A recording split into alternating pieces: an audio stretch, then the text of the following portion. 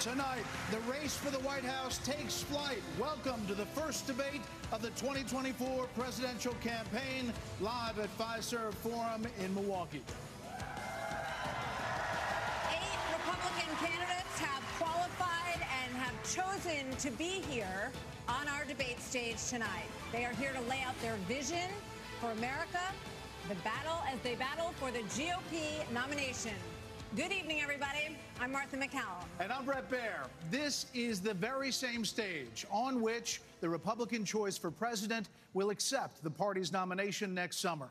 The 8 contenders are positioned by the order they sit in the polls, with the highest polling candidates in the middle standing center stage.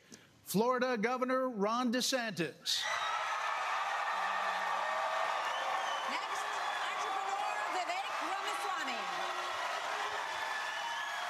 Former Vice President Mike Pence. Former South Carolina Governor Nikki Haley. Former New Jersey Governor Chris Christie. South Carolina Senator Tim Scott. Former Arkansas Governor Asa Hutchinson. And North Dakota Governor Doug Burgum.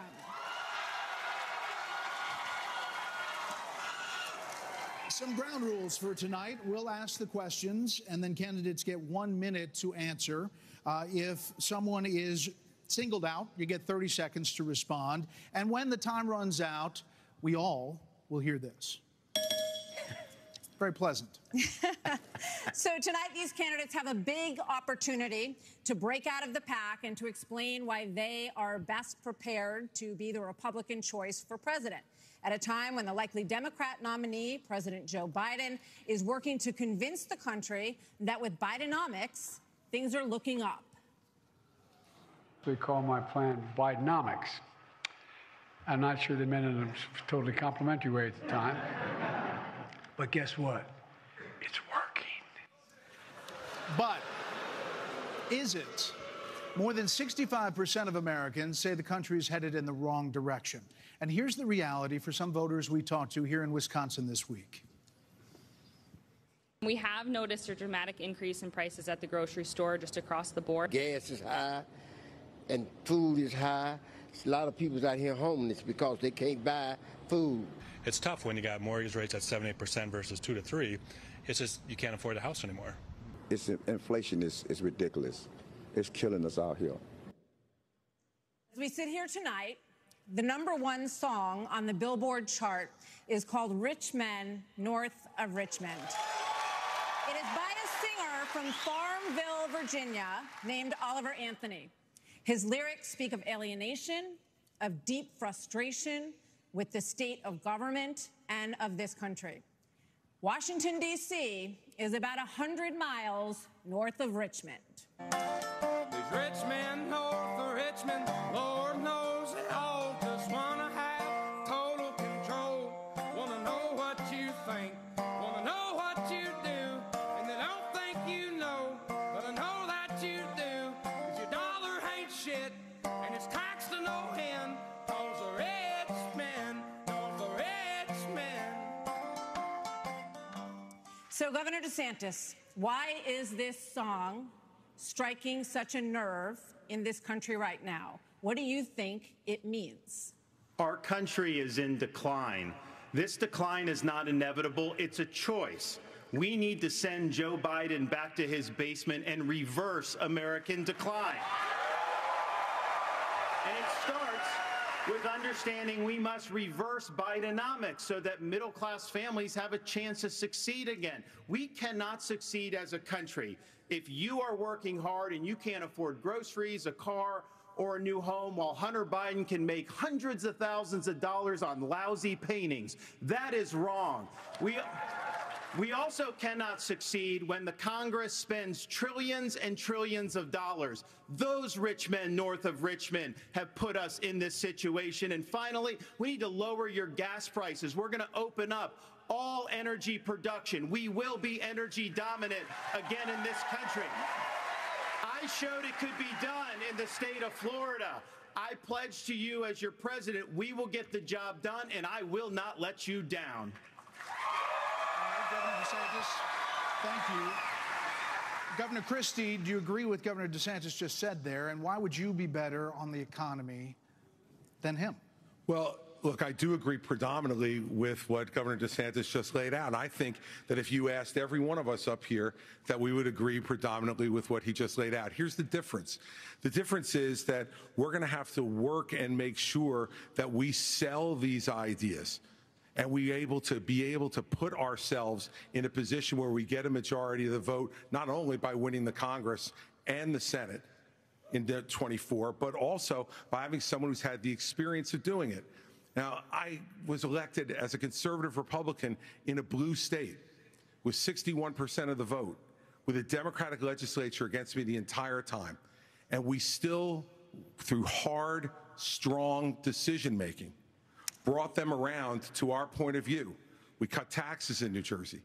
We cut debt in New Jersey. We made sure that each and every time we were confronted with bad Democratic ideas, we stood and stopped them. And when there were good ideas, we brought people together to make progress going forward. Truth and accountability are the things we need to do to fight waste. And I'd say the last thing is this, Brett. We cannot sit by any longer and allow the kind of spending that's going on in Washington, because every dollar they spend is a dollar that these people are not allowed to spend on their children and their grandchildren. It's robbing our country, and it's wrong. Well, Governor, let me just follow up very quickly. New Jersey, when you were governor, had the second lowest credit rating in the nation after Illinois, and it was downgraded 11 times. Yep. Yeah, and that's what happens when you inherit a blue state that has done that. But when you look at what we did on debt, Brett, in that state, we cut debt in that state, debt that had been left to us by 3 Democratic gubernatorial predecessors of mine who ran up that debt tremendously. And what you also saw us do was to cut the unemployment rate in half. It was over 10% when I became governor in 2010. What we also did was cut pension payments to public employees to make sure that taxpayers were not being soaked by a public employee union system that was killing the taxpayer. Thank you, Governor. Senator Scott, excuse me. The song also goes after welfare programs. As a senator, now President Biden argued for freezing federal spending, this was back in the 80s, and dealing with sacred cows. He does not talk about that anymore. You have been a senator, though, for 10 years. So what have you done to rein in the increasing size of government? Well, thank you for the question. Over the last several years, I've had an opportunity to vote against spending package after spending package after spending package. What we also need to understand is that Joe Biden's Bidenomics has led to the loss of $10,000 of spending power for the average family. When you see 16% inflation, your gas is up 40%, your food is up 20%, your electricity is up 20%. We can stop that by turning the spigot off in Washington, sending the money back to the states, and allowing the decisions to be made at their own houses. I helped write the Tax Cuts and Jobs Act in 2017. We cut taxes for a single mom like the one that raised me by 70%, for dual households by 60%, returning to the average family $4,000. If you don't send it to Washington, we can't spend it. That's good news for the American people. Okay, but just to follow up, you did, during the Trump administration, you approved $4.4 trillion, $4.1 trillion, $1.7 trillion over the course of that administration. That's a lot of money. There's no doubt that during the Trump administration, when we were dealing with the COVID virus, we spent more money. But here's what happened at the end of our time in the majority. We had low unemployment, record low unemployment, 3.5% for the majority of the population, 70-year low for women. African Americans, Hispanics, and Asians had an all-time low, but our inflation was at 2%. Under Joe Biden, we've seen the exact opposite. We've seen inflation explode, which led to 12 Federal Reserve increases that's devastating home buyers today.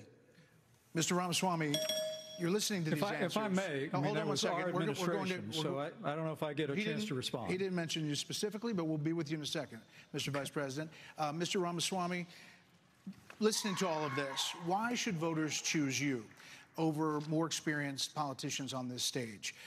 You're basically, a blank slate for people. You're 38 years old. You've said that you only voted in 2 presidential elections before this moment, this political race. So first, let me just address a question that is on everybody's mind at home tonight. Who the heck is this skinny guy with a funny last name, and what the heck is he doing in the middle of this debate stage? I'll tell you, I'm not a politician, Brett. You're right about that. I'm an entrepreneur. My parents came to this country with no money 40 years ago. I have gone on to found multi-billion-dollar companies. I did it while marrying my wife, Apoorva, raising our 2 sons, following our faith in God. That is the American dream. And I am genuinely worried that that American dream will not exist for our 2 sons and their generation unless we do something about it. And I do think Brett is going to take an outsider, because for a long time we have professional politicians in the Republican Party who have been running from something. Now is our moment to start running to something, to our vision of what it means to be an American today. If you have a broken car, you don't turn over the keys to the people who broke it again. You hand it over to a new generation to actually fix the problem. That's why I'm in this race, and we're just getting warmed up. All right, to you, Governor Haley. So why are you better positioned to turn around this economy that we've heard all of these voters talking about tonight than Mr. Ramaswamy, who is a successful entrepreneur nationally right now? He's beating you in the polls. Well, I don't care about polls. What I care about, the fact is that no one is telling the American people the truth. The truth is that Biden didn't do this to us. Our Republicans did this to us, too. When they passed that $2.2 trillion COVID stimulus bill, they left us with 90 million people on Medicaid, 42 million people on food stamps. No one has told you how to fix it. I'll tell you how to fix it. They need to stop the spending. They need to stop the borrowing. They need to eliminate the earmarks that the Republicans brought back in. And they need to make sure they understand these are taxpayer dollars. It's not their dollars. And while they're all saying this, you have Ron DeSantis, you've got Tim Scott, you've got Mike Pence. They all voted to raise the debt. And Donald Trump added $8 trillion to our debt. And our kids are never going to forgive us for this. And so at the end of the day, you look at the 2024 budget, Republicans asked for $7.4 billion in earmarks. Democrats asked for $2.8 billion. So you tell me who are the big spenders. I think it's time for an accountant in the White House. Vice President Pence, you were mentioned there. 54% of voters say the cost of groceries is a, quote, major problem for them. Right. You blamed the Biden administration spending for that increase. But as vice president, your administration spent more than any prior, $7.8 trillion added to the national debt, $3.5 trillion of that before COVID. So does that mean that you're part of the spending problem? Well, first off, thanks for the question. Thanks for letting me respond to a reference to our administration's record. I'm incredibly proud of the record of the Trump-Pence administration. I mean, in 4 short years, we rebuilt our military.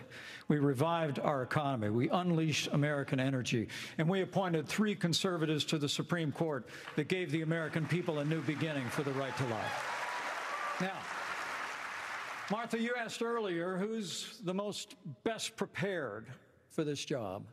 And I must tell you, with all due respect to all of my friends on the stage, and even to one that's probably looking on, I think unquestionably I am the best prepared, the most tested, the most qualified and proven conservative in this race.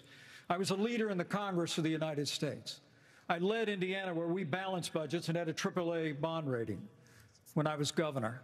And as Vice President of the United States, we spent funding to backfill on the military cuts of the Obama administration, and then we were there in the worst pandemic in 100 years. All that being said, I was the first person in this race to say that we've got to deal with the long-term national debt issues. You got people on this stage that won't even talk about issues like Social Security and Medicare. I mean, Vivek, you recently said a president can't do everything. Well, I got news for you, Vivek. I've been in the hallway. I've been in the West Wing. A president of the United States has to confront every crisis facing America. I will put our nation back on the path to growth and prosperity and restore fiscal responsibility, just as I did in Congress and as governor, Mr. Vice President, and when I was vice president. But, yeah, I mean, hold on. You were named earlier. I'm going to get Vivek first. We'll get to both of them. Yeah, this isn't that complicated, guys. Unlock American energy. Drill, frack, burn coal, embrace nuclear. Put people back to work by no longer paying them more to stay at home. Reform the U.S. Fed, stabilize the U.S. dollar, and go to war. The only war that I will declare as U.S. president will be the war on the federal administrative state that is the source of those toxic regulations acting like a wet blanket on the economy. So I'm not sure I exactly understood Mike Pence's comment, but I'll let you all parse that out. For me, it's pretty simple. That's something a U.S. president can do with focus, and I'll deliver on it. Well, let me explain it to you. If I can. I'll go slower this time. I sometimes struggle with the reading comprehension. Look, I was a House conservative leader before it was cool. I actually pushed a Deficit Reduction Act. That was the last time we actually reduced the national debt in the United States when I was the leader of House conservatives. I balanced budgets and cut taxes when I was governor. I mean, look, Joe Biden has weakened this country at home and abroad. Now is not the time for on-the-job training. We don't need to bring in a rookie. We don't need to bring in people without experience. We need to bring It's 30 seconds when you have a rebuttal, okay? And you are up, Governor DeSantis. So here's the thing. Why are we in this mess? Part of it, and a major reason, is because how this federal government handled COVID-19 by locking down this economy. It was a mistake. It should have never happened. And in Florida, we led the country out of lockdown. We kept our state free and open. And I can tell you this, as your president, I will never let the deep state bureaucrats lock you down. You don't take somebody like Fauci and coddle him. You bring Fauci in, you sit him down, and you say, Anthony, you are fired.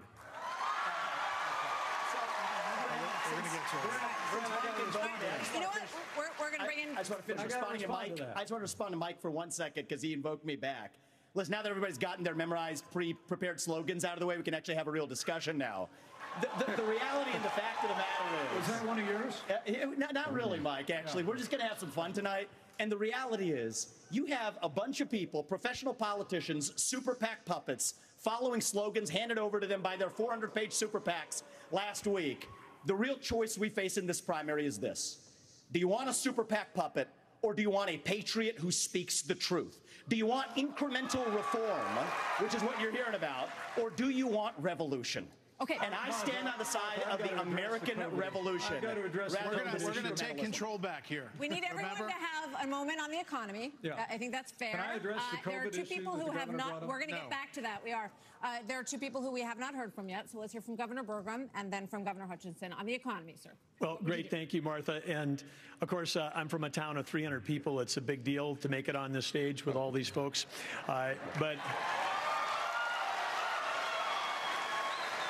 But when they were all wishing me well, and I think I took them a little too literally when they said, go to Milwaukee and break a leg. So, but I do want to say on this, we're missing something. We can't just talk about the Biden economy because the economy, energy, and national security are all tied together.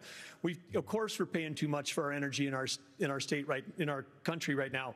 But part of the reason why is because of the Biden policies on energy. We've got a plan right now, the $1.2 trillion of Green New Deal spending buried in the Inflation Creation Act is something that is just subsidizing China. If we're going to stop buying oil from the Middle East and start buying batteries from China, we're just trading OPEC for Sinopec. And then belatedly, the Biden administration says, no, we're going to put sanctions on Russian oil.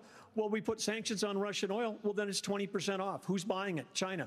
So if you buy a battery in this country, you buy a solar panel, it's being produced in a plant in China powered by coal, or it's being powered by oil and gas at 20% off. And every farmer in this country would like to buy diesel at 20% off, just like they're buying it in China. Governor Hutchinson, quickly. Thank you, Grant. Delighted to be here tonight. And let me just tell you that I'm a pro-life governor from a conservative state that have a conservative record in which I lowered taxes in Arkansas as governor. I created a $2 billion surplus that I passed over to my successor, and I made sure that we shrunk the size of government. We have 14% fewer state employees in Arkansas after I left government than when I took over as governor 8 years ago. I tell that because that's what we need in Washington, D.C. We need somebody who can actually constrain the growth of the federal government, that can actually reduce the size, and I've pledged to reduce by 10% our federal non-defense workforce. That's a specific pledge to make that attacks the administrative state. And let me applaud some of the business partners that are here that have had success in business. But let me tell you, I've been a federal prosecutor. I've served our country in terms of being head of the DEA, in Homeland Security, in times of crisis. And while I think that that's experience that is important for the future of our country, to be the President of the United States that can lead with positive solutions and be held accountable. Thank you. We have a lot of topics to get to, and I promise we're going to get to everyone if we play within the rules. Okay, next topic. More than 1,000 people are still unaccounted for in Maui after the deadliest U.S. wildfire in more than a century. Hawaii's governor and White House officials said that climate change amplified the cost of human error. And a tropical storm hit California for the first time in 84 years. The ocean hit 101 degrees off the coast of Florida. And in the last month, the heat wave in the Southwest broke records nearly 50 years old. So Alexander Diaz from Young America's Foundation has a question for you all. Polls consistently show that young people's #1 issue is climate change. How will you, as both President of the United States and leader of the Republican Party, calm their fears that the Republican Party doesn't care about climate change? So we want to start on this with a show of hands. Do you believe in human behavior is causing climate change? Raise your hand if you do. Well, look, we're not school children. Let's have the debate. I mean, I'm happy to take it to start. Alexander? So do you want to raise your hand or not? I don't think that's the way to do. So let me just say to Alexander this. First of all, one of the reasons our country's decline is because of the way the corporate media treats Republicans versus Democrats. Biden was on the beach while those people were suffering. He was asked about it. He said, no comment. Are you kidding me? As somebody that's handled disasters in Florida, you got to be activated. You've got to be there. You've got to be present. You've got to be helping people who are doing this. And answer the question? And here's the deal. Yeah, let's just answer the question. So is that a yes or is that a yes? Is that a hand raise? You do not. I think it was a hand raise for him, and it's my hands are in my pockets because the I climate change agenda is a hoax. Let us be honest as Republicans. I'm the only person on the stage who isn't bought and paid for, so I can say this. The climate change agenda is a hoax. The climate change agenda is a hoax, and we have to declare independence for it. And the reality is, the anti-carbon agenda is the wet blanket on our economy. And so the reality is, more people are dying of bad climate change policies than they are of actual climate change. Governor Haley, are you bought and paid for? Is down by 98% in the last century. Listen. Hold on. I've had enough already tonight of a guy who sounds like ChatGPT standing up here. And the last person in one of these debates, Brett, who stood in the middle of the stage and said, what's a skinny guy with an odd last name doing up here, was Barack Obama, and I'm afraid we're dealing with the same type of amateur standing on stage tonight. Come over and give me a hug. Give me a hug just like you did to Obama. The same type of amateur. And you'll help elect me just like you did to Obama, too. Give me that the same type of amateur. Hold on. Governor Haley, would you like to respond? Are you bought and paid for? What I would like to say is the fact that I think this is exactly why Margaret Thatcher said, if you want something said, ask a man. If you want something done, ask a woman.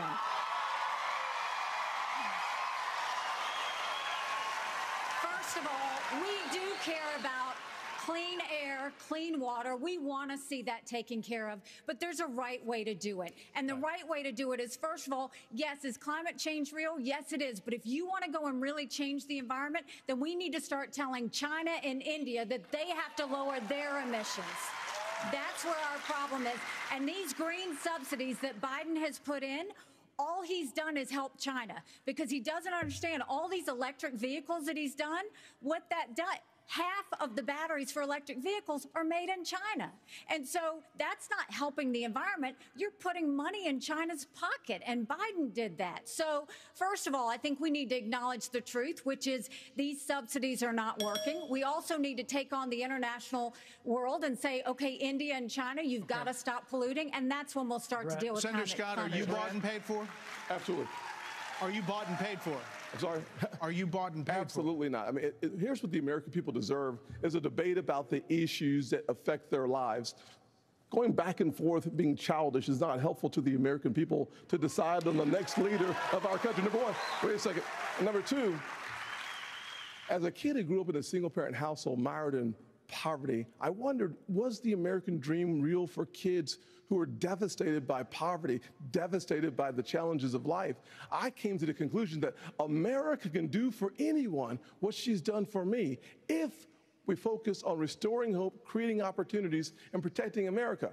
If we want the environment to be better, and we all do, the best thing to do is to bring our jobs home from China. If we create 10 million new jobs in my Made in America plan, we will have a better economy and a better environment. Let me tell you why I say that, Brett.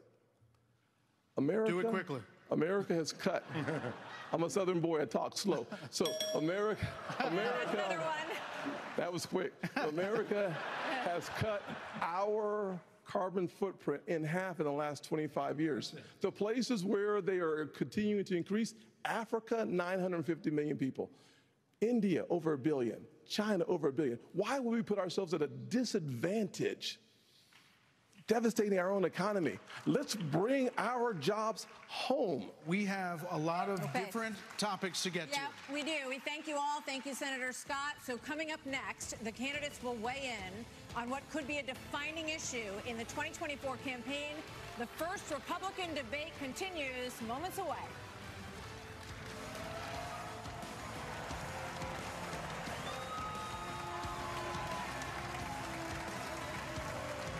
We've got to be a lot smarter in how we talk about women and how we show them that we care. We're going to stand up for the unborn in Washington, D.C. And if you cannot do that, you should not be the nominee for the Republican Party.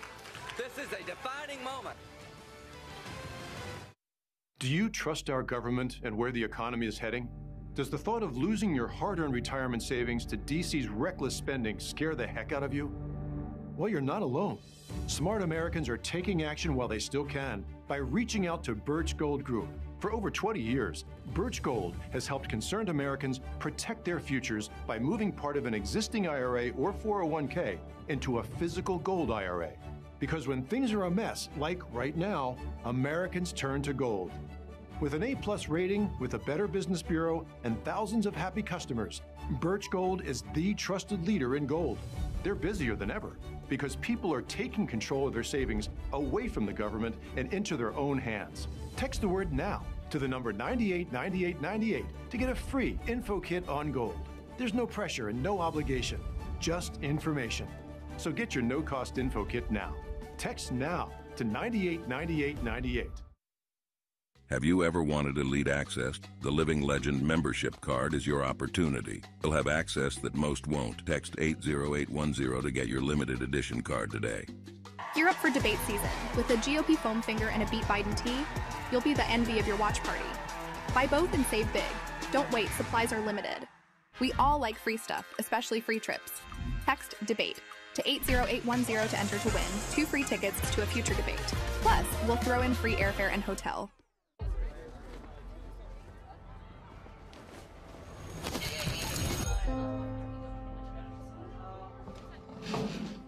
I pledge allegiance to the flag of the United States of America and to the republic for which it stands. You're looking at the World Trade Center. We understand that a plane. You can see the firemen assembled here. Like fire. Oh, yeah, clearly difficult to tell. Stuff just started falling like bread. Horrific scene.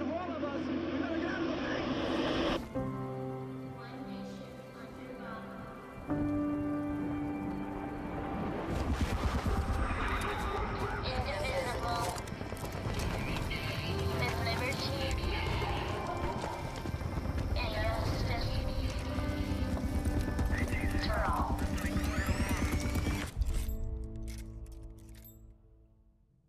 Rumble has to be a place that welcomes everybody, where you'll feel free to be who you are, where you respect another person's freedom in exchange for your own freedom for being respected. I believe that ultimately and fundamentally, we can do this together without top-down authority, that we can regulate democratically our own community. You can be you, I can be me without judgment, beyond acceptance, love, and enthusiasm for the billions of ways that it's possible to be a human being.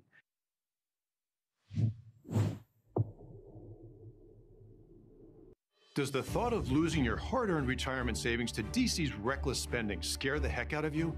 Smart Americans are taking action by texting the word NOW to 989898 for a free info kit on gold from Birch Gold Group. For 20 years, Birch Gold has helped concerned Americans protect their future by moving part of an existing IRA or 401k into a physical gold IRA. Text NOW to 989898 now for a free info kit.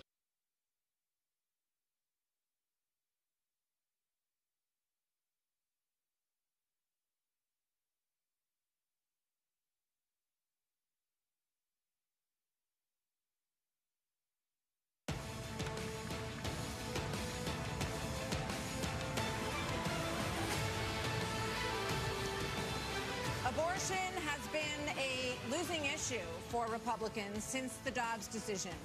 In 6 state referendums, all have upheld abortion rights in this country. And even in red states, there are more swing state referendums that are coming up as we head into the elections as well on this. So, Governor Haley, what do you say to your party and to your state, which today confirmed a 6-week abortion law as well, especially the impact on women suburban voters across this country? Thank you, Martha. I am unapologetically pro-life, not because the Republican Party tells me to be, but because my husband was adopted and I had trouble having both of my children, so I'm surrounded by blessings. Having said that, we need to stop demonizing this issue. This is talking about the fact that unelected justices didn't need to decide something this personal, because it's personal for every woman and man. Now it's been put in the hands of the people. That's great. When it comes to a federal ban, let's be honest with the American people and say it will take 60 Senate votes. It will take a majority of the House. So in order to do that, let's find consensus. Can't we all agree that we should ban late-term abortions? Can't we all agree that we should encourage adoptions? Can't we all agree that doctors and nurses who don't believe in abortion shouldn't have to perform them? Can't we all agree that contraception should be available? And can't we all agree that we are not going to put a woman in jail or give her the death penalty if she gets an abortion? Let's treat this like a respectful issue that it is and humanize the situation and stop demonizing the situation. Brett, Governor, hold on. You're not mentioned, Vice President Pence. Governor DeSantis, you signed a 6-week abortion ban in Florida. One of your biggest financial backers said that you need to, quote, shift to get moderates or you will lose. What do you say to him and others who say politically that is a tough thing to sell nationally? Well, I would say we sold the biggest election landslide victory in the history of the Republican Party in the state of Florida in 2022. That's what I did. We can win. But second of all, look, you got to do what you think is right. I believe in a culture of life. I was proud to sign the heartbeat bill. I remember one of the most impactful moments of my life was when I heard the heartbeat of my oldest daughter in my wife's womb and then saw the sonograms of all 3 of my kids. What the Democrats are trying to do on this issue is wrong, to allow abortion all the way up to the moment of birth. I know a lady in Florida named Penny. She survived multiple abortion attempts. She was left discarded in a pan. Fortunately, her grandmother saved her and brought her to a different hospital. We're better than what the Democrats are selling. We are not going to allow abortion all the way up till birth, and we will hold them accountable for their extremism. But just to be clear, Governor, would you sign a 6-week ban federally? I'm going to stand on the side of life. Look, I understand Wisconsin is going to do it different than Texas. I understand Iowa and New Hampshire are going to do different. But I will support the cause of life as governor and as president. Vice President Pence, you're shaking your head. We must have a national... Hold on, Senator. Vice President Pence, you're shaking your head. Well, look, I'm not new to this cause. After I gave my life to Jesus Christ as my Lord and Savior, I opened up the book and I read, "Before I formed you in the womb, I knew you. And see, I set before you life and death, blessings and curses. Now choose life." And I knew from that moment on the cause of life had to be my cause. And I've been a champion for life in the Congress, a champion for life as governor and as vice president. And to be honest with you, Nikki, you're my friend, but consensus is the opposite of leadership. When the Supreme Court returned this question to the American people, they didn't just send it to the states only. It's not a states-only issue. It's a moral issue. And I promise you, as President of the United States, the American people will have a champion for life in the Oval Office. Can't we have a minimum standard in every state in the nation that says when a baby is capable of feeling pain, an abortion cannot be allowed? A 15-week ban is an idea whose time has come. It's supported by 70% of the American people, but it's going to take unapologetic leadership that stands on principle and expresses compassion for women in crisis pregnancies. I'll do that as President of the United States. He called my name, so I want to respond to that. 30 seconds. So first of all, I will say it is in the hands of the people, and that's where it should be. But when you're talking about a federal ban, be honest with the American people. We haven't had 45 pro-life senators in over 100 years. So no Republican president can ban abortions any more than a Democrat president could ban all those state laws. Don't make women feel like they have to decide on this issue when you know we don't have 60 Senate votes in the House. 70% of the American people support legislation but to ban abortion after a baby is capable of experiencing pain. It's just going to take leadership. Hold on. 70% of the Senate does not. You have to be honest with the American people. We have to have a 15-week limit. Right. Let's get Governor Bergman for one minute here. But the Supreme Court did overturn Roe v. Wade, and the result of that decision was that it went back to the states. So that's where it is right now. So as I understand it, you are not in favor of a federal ban. What do you say about the states? There's about 5 of them, including New Jersey, I think a few others, that allow abortion up until the time of birth, though. If you were president, would you be able to abide that? Well, first of all, I'm a pro-life governor of a very pro-life state.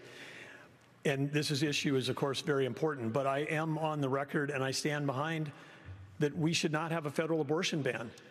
We should not. And the reason why we shouldn't is very simple. It's the 10th Amendment in the Constitution. In the Constitution, which the states created the federal government, not the other way around, it says that there were certain duties allowed to the federal government delegated to them by the states. The rest are left to the states, or importantly, or to the people. We need to get back to freedom and liberty for the people in this country.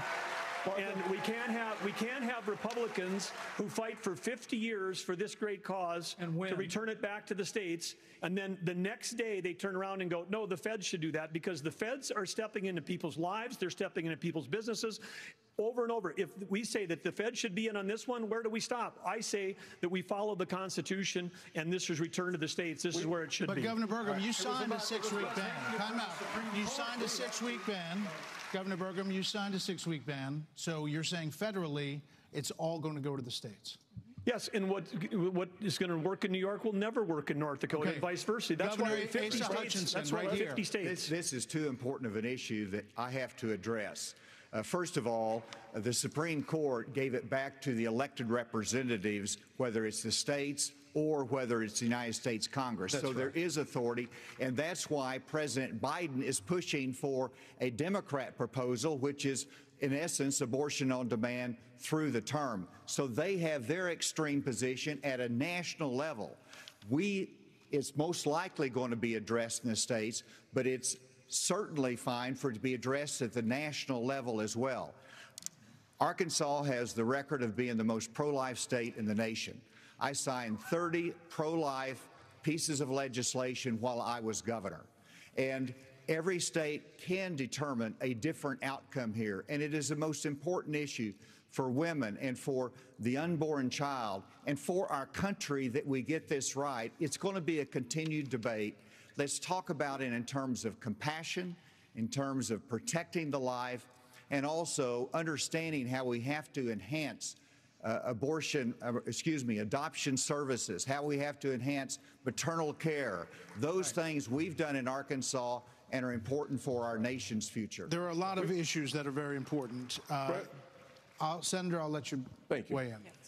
We cannot let states like California, New York, and Illinois have abortions on demand up until the day of birth. That is immoral, it is unethical, it is wrong. We must have a president of the United States who will advocate and fight for, at the minimum, a 15-week limit. I am 100% pro-life conservative. I have a 100% pro-life record. I got to tell you, though, we must fight for life. Our Declaration of Independence says our Creator gave us inalienable rights that include life.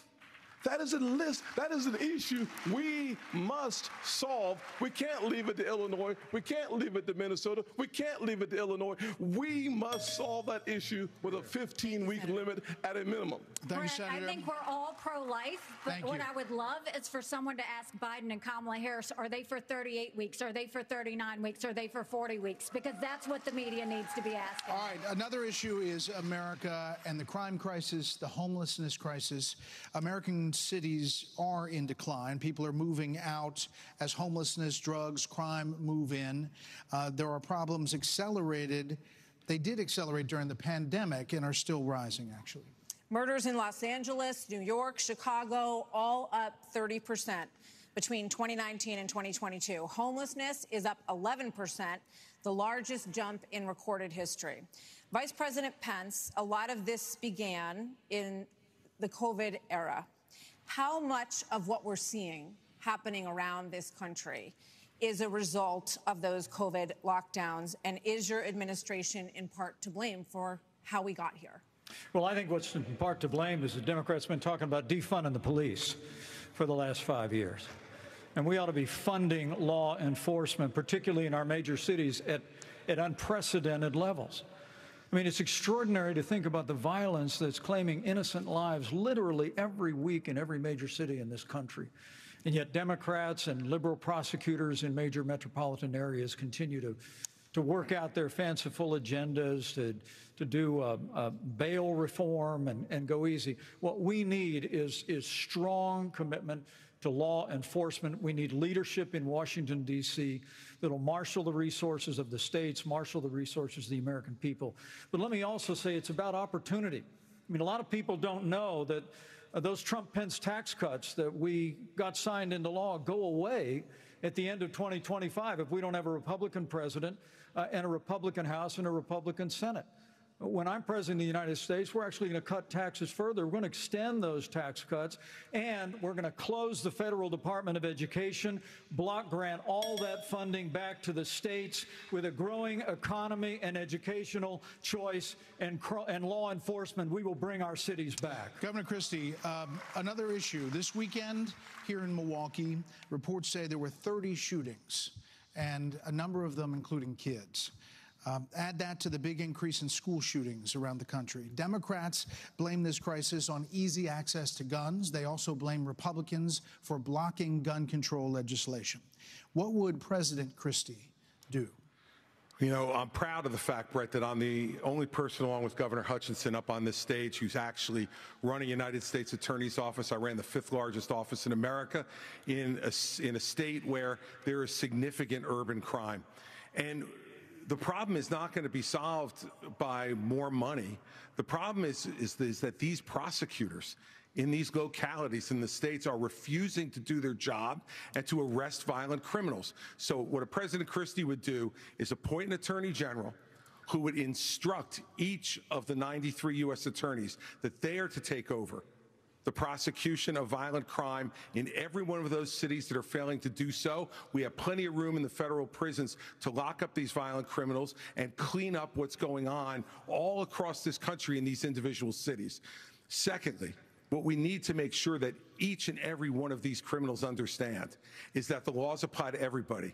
And when Hunter Biden fills out a fake application, a false application for a gun permit, and then is facing a 10-year mandatory minimum, which was mandated by legislation sponsored by his father, and then you have a Justice Department that walks away from those charges, we're telling people that the law doesn't apply to everybody. In a Christie administration, he would go to jail for 10 years. What about a President Ramaswamy? What does a President Ramaswamy do about guns? So the reality is we have a crime wave in this country, and we know how to fix it. The question is, do we actually have the spine to do it? More cops in the streets who are on the streets able to do their jobs without looking over their shoulder for getting sued. And we also have a mental health epidemic in this country. Just over the same period that we have closed mental health institutions, we have seen a spike in violent crime. Do we have the spine to bring them back? I think we should. As president, I will. But it's not just drugging up people in those psychiatric institutions with Zoloft and Seroquel. It's a deeper issue. I think faith-based approaches can play a role here, too. We're in the middle of a national identity crisis. And I say this as a member of my generation. The problem in our country right now, the reason we have that mental health epidemic, is that people are so hungry for purpose and meaning at a time when family, faith, patriotism, hard work have all disappeared. What we really need is a tonal reset from the top, saying that this is what it means to be an American. Yes, we will stand for the rule of law. Yes, we will close the southern border where criminals are coming in every day. And yes, we will back law enforcement because we remember who we really are.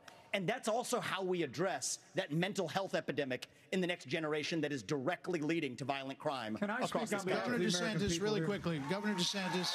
We don't have an identity crisis with that. We're not looking for a new national identity. The American people are the most faith-filled, freedom-loving, idealistic, hardworking people the world has ever known. We just need government as good as our people. Well, Mike, I think the difference is you might have, some others like you may have on the stage, it's Morning in America speech. It is not Morning in America. We live in a dark moment, and we have to confront the fact that we're in an internal, sort of cold cultural civil war. And we have to recognize the American people with the failed government in Washington, D.C. We just need government as good as our people again. So let me just finish addressing that slogan, because I don't know what that slogan means. We need to shut down the administrative state. That's actually how we translate it. Crime has been on the rise in Florida, Governor DeSantis. How do you stop crime? Well, actually, crime's at a 50-year low in Florida. We're happy with that. Well, the statewide, it's a 50-year low.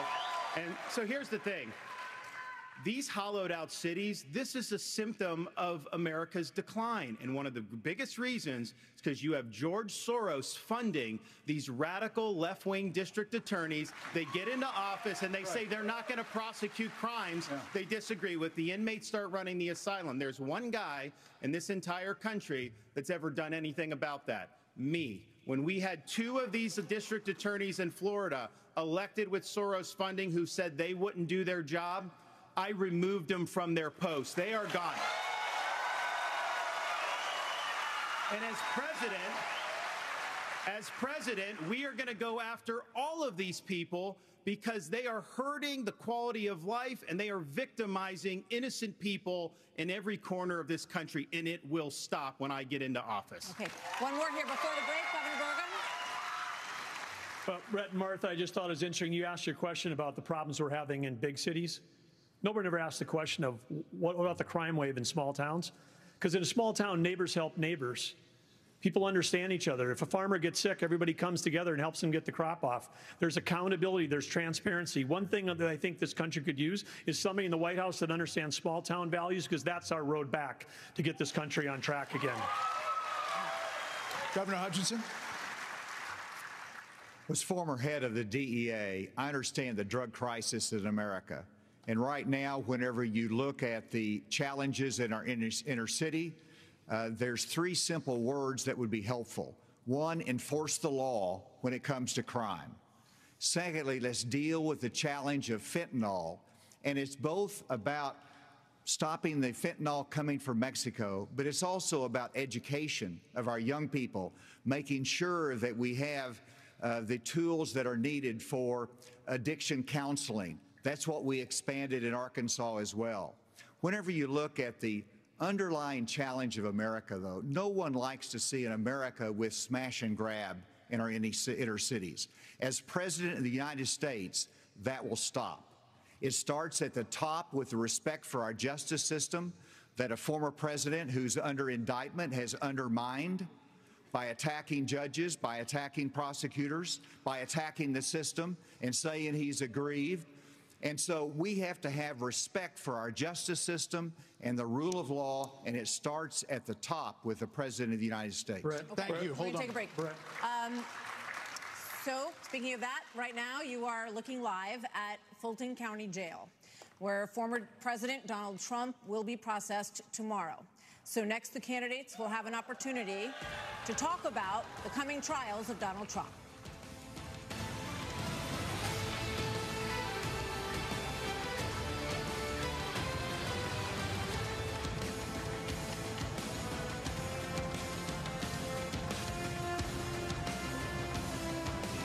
Do you trust our government and where the economy is heading? Does the thought of losing your hard-earned retirement savings to DC's reckless spending scare the heck out of you? Well, you're not alone. Smart Americans are taking action while they still can by reaching out to Birch Gold Group. For over 20 years, Birch Gold has helped concerned Americans protect their futures by moving part of an existing IRA or 401k into a physical gold IRA. Because when things are a mess, like right now, Americans turn to gold. With an A+ rating, with a Better Business Bureau, and thousands of happy customers, Birch Gold is the trusted leader in gold. They're busier than ever because people are taking control of their savings away from the government and into their own hands. Text the word NOW to the number 989898 to get a free info kit on gold. There's no pressure and no obligation, just information. So get your no-cost info kit now. Text NOW to 989898. Rumble has to be a place that welcomes everybody, where you feel free to be who you are, where you respect another person's freedom in exchange for your own freedom for being respected. I believe that ultimately and fundamentally, we can do this together without top-down authority, that we can regulate democratically our own community. You can be you, I can be me, without judgment, beyond acceptance, love, and enthusiasm for the billions of ways that it's possible to be a human being.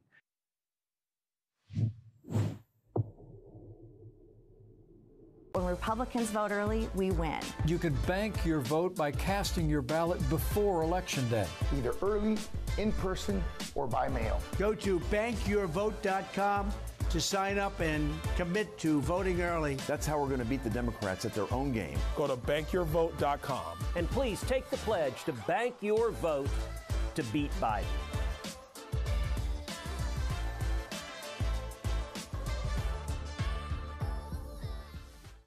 How are we looking up there, Sergeant Best? On target, on time, boys! Fire more things!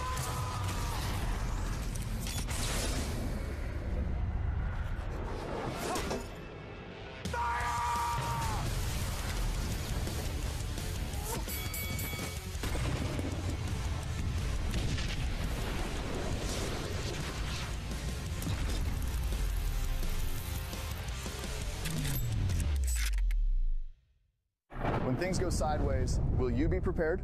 Hey, it's Cade Courtley, former Navy SEAL platoon commander. I want to introduce you to the Patriot Power Generator 2000X. Use the endless free power of the sun to power lights, your TV, medical equipment, even run your fridge. And that's without gas, fumes, or noise. Go to 4patriots.com. You'll get a solar panel included free. This is about peace of mind. Get your solar generator and free panel at 4patriots.com. Hello, I'm Rumble. And I'm YouTube. YouTube, why are you dressed like that? Well, I've been seeing a lot of violations in the community lately, so I'm enforcing that. You mean like people not following your policies? Strike one!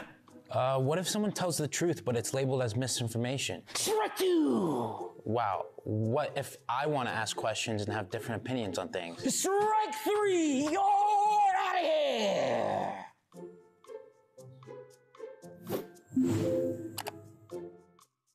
Does the thought of losing your hard-earned retirement savings to DC's reckless spending scare the heck out of you? Smart Americans are taking action by texting the word NOW to 989898 for a free info kit on gold from Birch Gold Group. For 20 years, Birch Gold has helped concerned Americans protect their future by moving part of an existing IRA or 401k into a physical gold IRA. Text NOW to 989898 now for a free info kit.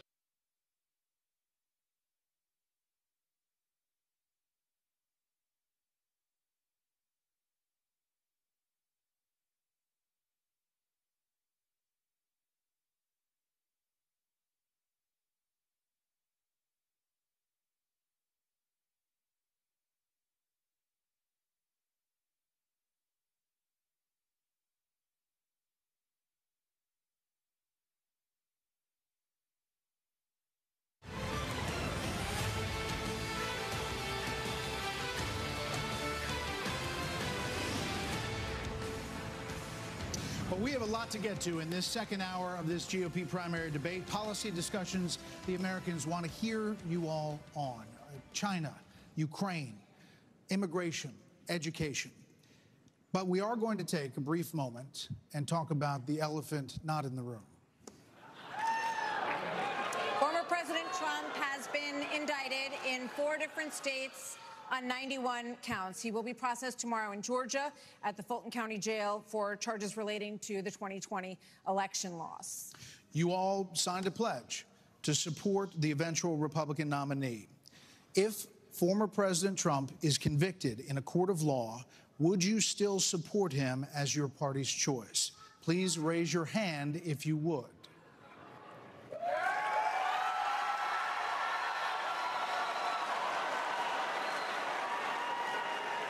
Just hold on.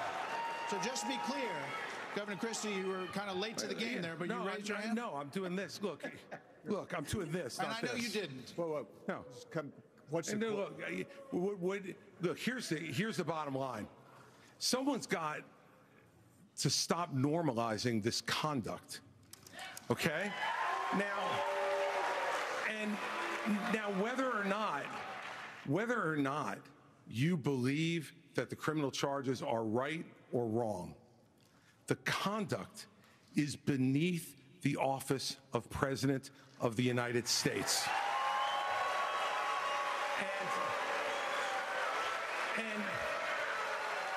And you know, this is the great thing about this country.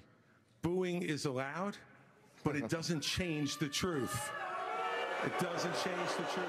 Mr. Ramaswamy, you raised your hand supporting. I'd like to get in and respond. Let's just speak the truth, okay? President Trump, I believe, was the best president of the 21st century. It's a fact.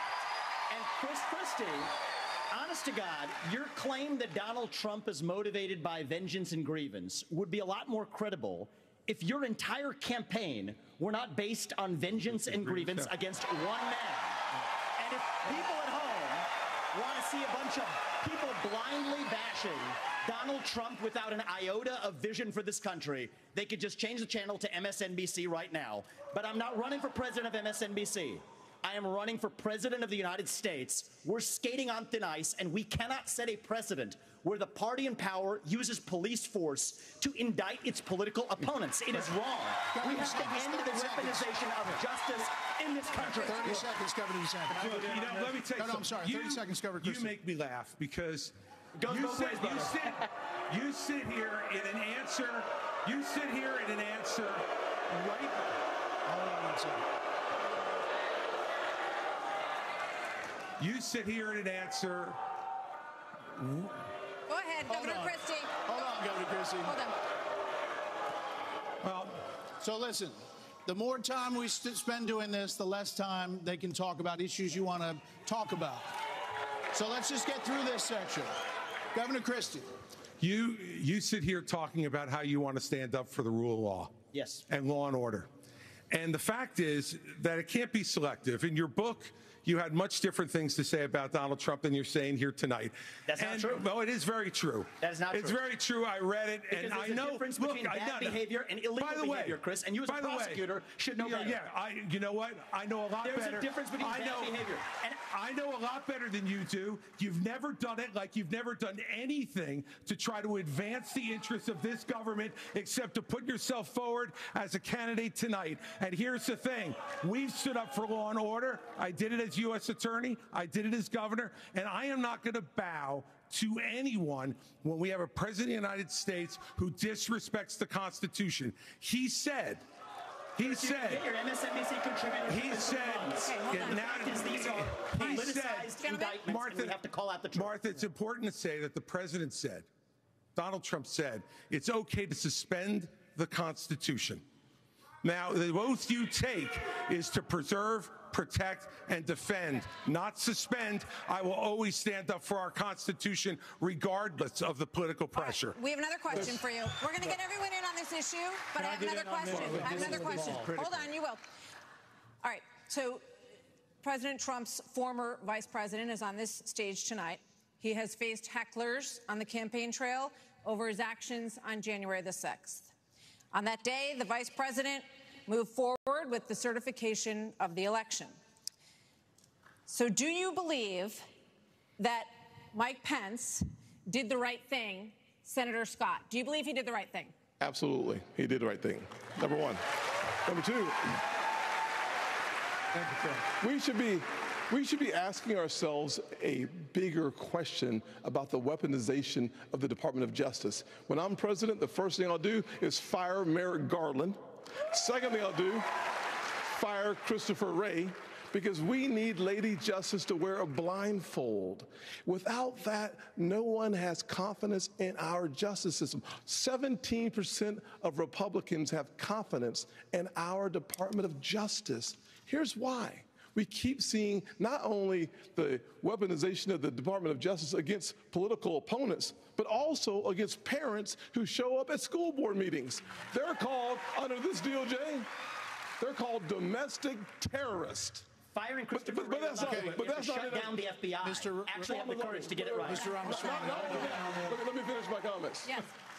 Not only that, in addition to that, we see the SWAT team show up at pro-life activist homes with guns drawn because this DOJ uses their power, uses their authority, not just against political opponents, but against conservatives and conservative causes. It is time for a change in America, and I will bring that change to the greatest nation on God's green earth.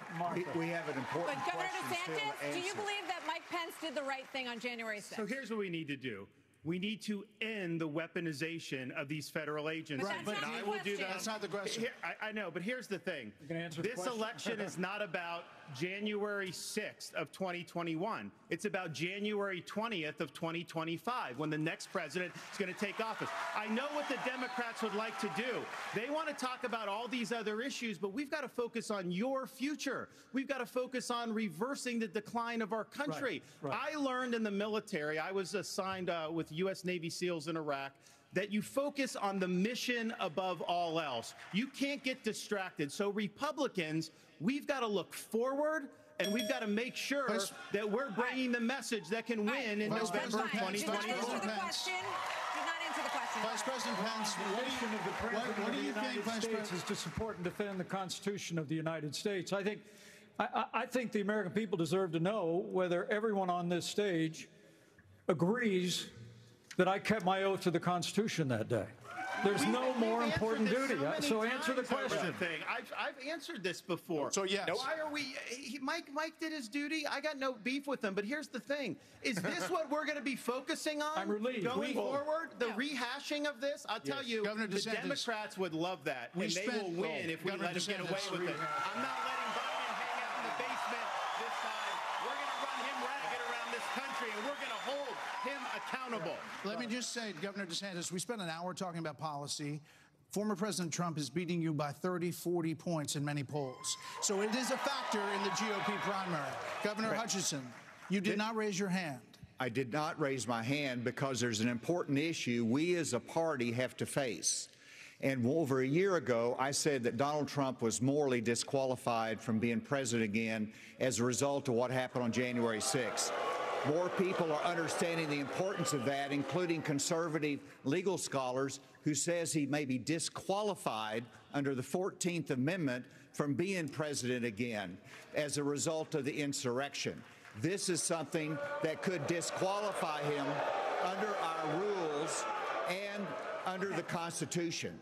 And so, obviously, I'm not going to support somebody who's been convicted of a serious felony or who is disqualified under our Constitution, and that's consistent with RNC rules, and I hope everybody would agree with me. We're going to get to a lot more time.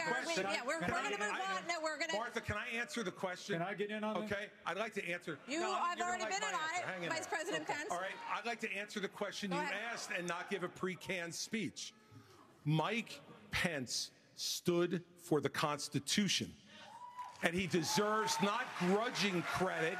He deserves our thanks as Americans for putting his oath of office and the Constitution of the United States before personal, political, and unfair pressure. And the argument that we need to have in this party before we can move on to the issues that Ron talked about is we have to dispense with the person who said that we need to suspend the Constitution to put forward his political career. Mike Pence said no, and he deserves credit for it. Okay. Governor Haley, we haven't heard from you on this. Do you agree? Do you agree that Vice President Pence did the right thing that day or not? I do think that Vice President Pence did the right thing, and I do think that we need to give him credit for that. But what I will also tell you is, look, I mean, when it comes to whether President Trump should serve or not, I trust the American people. Let them vote. Let them decide. But what they will tell you is that it is time for a new generational conservative leader. We have to look at the fact that 3/4 of Americans don't want a rematch between Trump and Biden. And we have to face the fact that Trump is the most disliked politician in America. We can't win a general election that way. Governor Burgum? Governor Burgum? It's Governor Burgum, opportunity. Happy to answer the question. Mike Pence did the right thing on January 6th. But I want to say, you started off the top of this hour saying we're going to talk about China, Ukraine, education. We are. China is the #1 threat to our country. And every minute that these 8 candidates spend talking about the past instead about the future is time that is just you know who loves it? Biden loves it, but China loves it when we're talking about the past. Okay. As promised, we were going to spend a few questions on it, let people say what they wanted to say. And now, indeed, we are moving on to the subject. The U.S. has committed nearly 77. Can I speak on this issue? I was kind of involved. You answered on this issue. You did say answer. something. Yeah. We thought you were done, but you no, please. I wasn't done.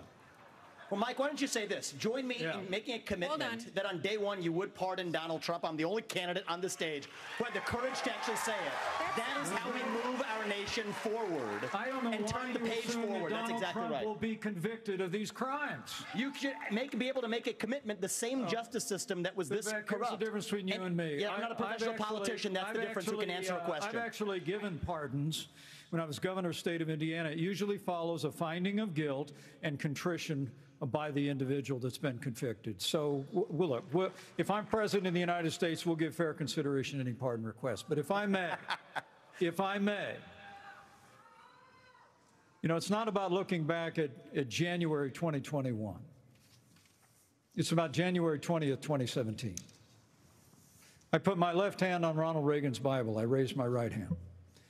And I took an oath to support and defend the Constitution of the United States. And it ended with a prayer, so help me God. It was a promise that I made to the American people, but I also made it to my Heavenly Father. Every day for 4 years, I sought to keep that oath. And everyone on this stage needs to make it clear whether or not they'll do the same if they earn this job and the confidence of the American people. Now, look, I've made it clear. I had hoped that the issues surrounding the 2020 election and the controversies around January 6th had not come to this, had not come to criminal proceedings. I would rather they had been resolved by the American people and the American people alone. But no one's above the law, and President Trump is entitled to the presumption of innocence that every American is entitled to, and we will make sure and extend that to him. But the American people deserve to know that the president asked me in his request that I reject or return votes unilaterally, power that no vice president in American history had ever exercised or taken. He asked me to put him over the Constitution. And I chose the Constitution, and I always will. I had no right to overturn the election, and Kamala Harris will have no right to overturn the election when we beat them in 2024. Thank you, Vice President Pence. Now we are moving on to other issues. The U.S. has committed nearly $77 billion in aid to the Ukraine war. The administration is now asking Congress for $24 billion more. Regardless of that, the specifics of that plan, is there anyone on stage who would not support the increase of more funding to Ukraine? We would not support it. Europe needs to step up. I mean, I would have Europe step up and do their job. Mr. Ramaswamy,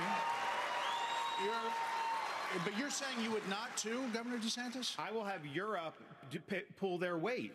Right now, they're not doing that. You would not support and I think more we need funding? to do, and I think our support should be contingent on them doing it.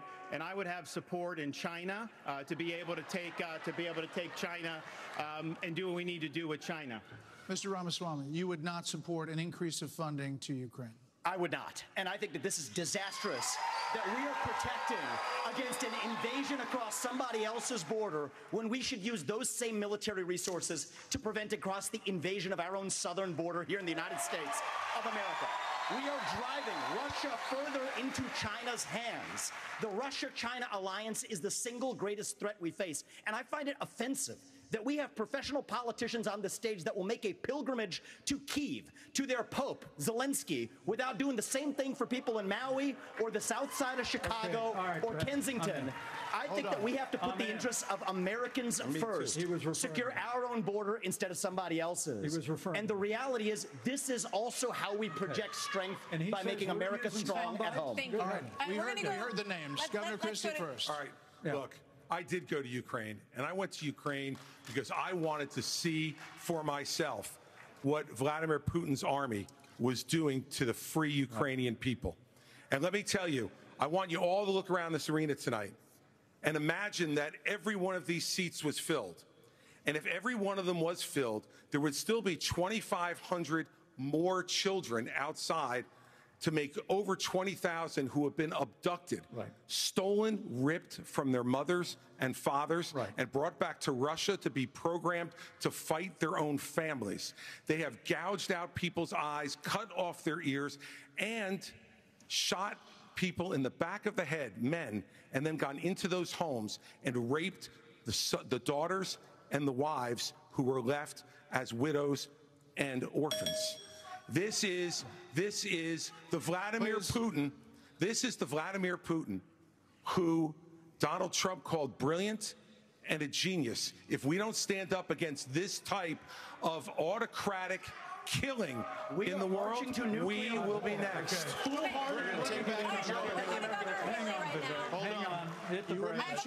You were mentioned. Governor Haley. We'll come back. Vice President Pence was mentioned. You get 30 seconds. Yeah, well, let me be clear. Anybody that thinks that we can't solve the problems here in the United States and be the leader of the free world has a pretty small view of the greatest nation on earth. That is incorrect. We can do both, Vivek. We've done both.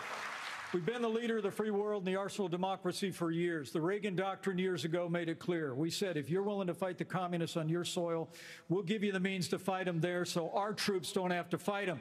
Vivek, if we do the giveaway that you want to give to Putin to give him his land, it's not going to be too long before he rolls across a NATO border, and frankly, our men and women of our armed forces are going to have to go and fight him.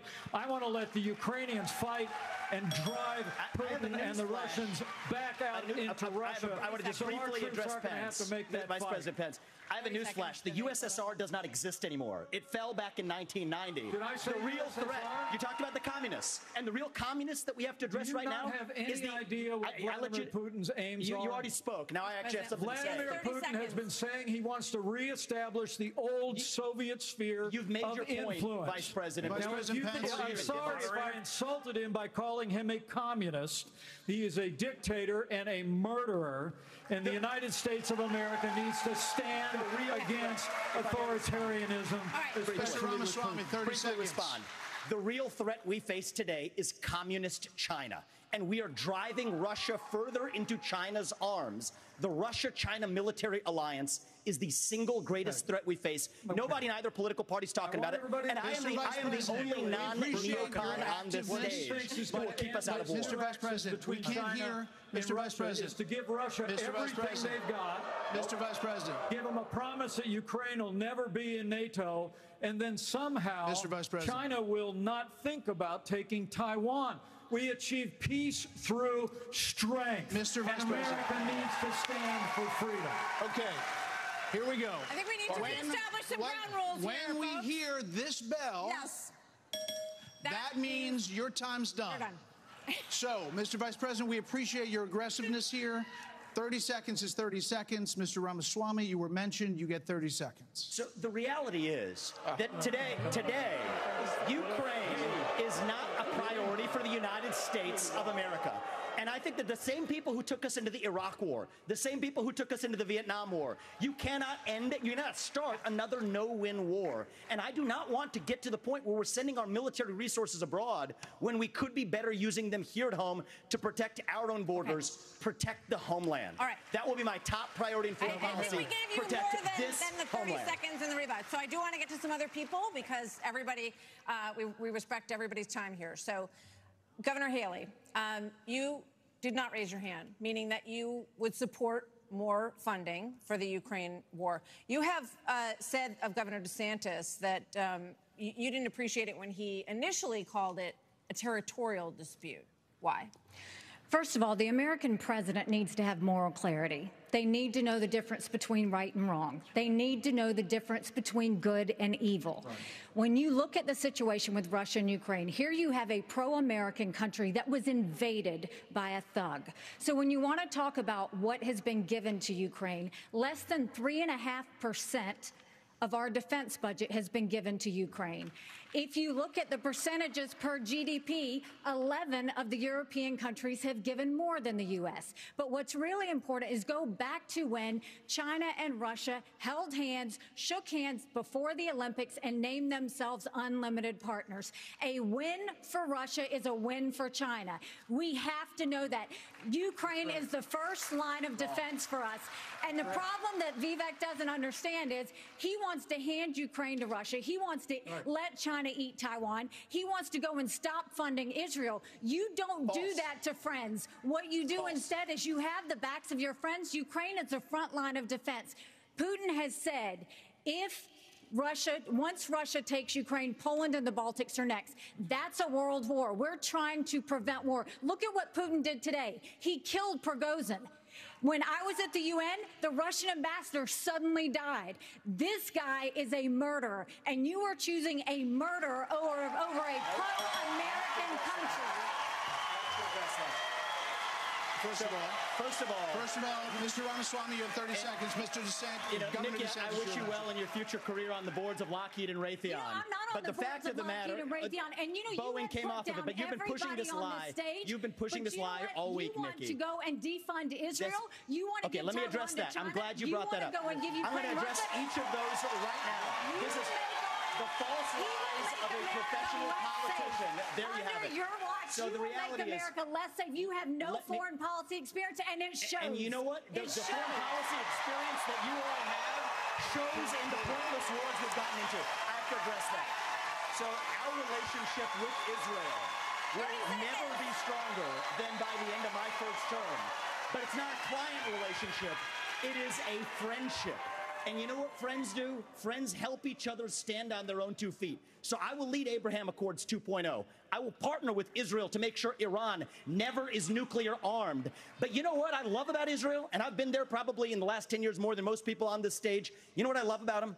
I love their border policies. I love their tough on crime policies. I love that they have a national identity and an iron dome to protect their homeland. And so, yes, I want to learn from the friends that we're supporting. And what puzzles me is, I want to learn from those and apply those to protect our homeland, Nikki. Israel that is the needs answer. America needs Israel. Okay, Governor DeSantis, you were mentioned in the territorial dispute. Not only... no, it's not a territorial dispute either. As President of the United States, your first obligation is to defend our country and its people. And that means...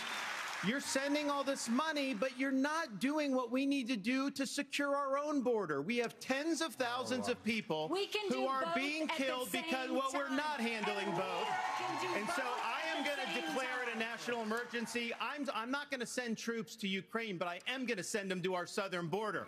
When these drug pushers are bringing fentanyl across the border, that's going to be the last thing they do. We're going to use force, and we're going to leave them stone cold dead. We're actually going to move on to China. We're going to talk about China. Okay. Governor Burgum, China has the biggest Navy in the world, the biggest Army in the world. Now they have warships off the coast of Alaska. They are threatening Taiwan. In coming years, China will have 1,500 nuclear warheads, it's believed. The U.S. just arrested 2 sailors accused of spying for China within our military. So the question is, how would you deter China as a president, Burgum? Well, this is the #1 issue we're facing. And, of course, we haven't been talking about it, and we act like that letting Russia win in the Ukraine is like a gimme as opposed to a gift to China. Russia has become China's gas station. But how would we do it? The Biden administration is a complete fail. China imports 10 million barrels of oil a day, more than any other country in the world. They do not even have all the food they need to feed everybody in that country, so they don't have energy security or food security. But the Biden administration sends Blinken, Yellen over there. They're over there talking. They don't even bring up energy because they're too busy trying to kill the U.S. energy here. And what we need to do is not meetings, not press releases, because something that would send a lot more than a press release is actually Harpoon missiles. We need anti-ship missiles on Taiwan. The way that you have a war never start, which is the goal, the way you have peace through strength, is that you actually have strength. You actually have deterrence. Right. And what we have in what we've got going on in Ukraine is an example of when deterrence fail. What is an example there of Biden's disastrous withdrawal from Afghanistan, the fact that he green-lighted Putin moving into Ukraine, and then now they see weakness, and when they see weakness, they make a move.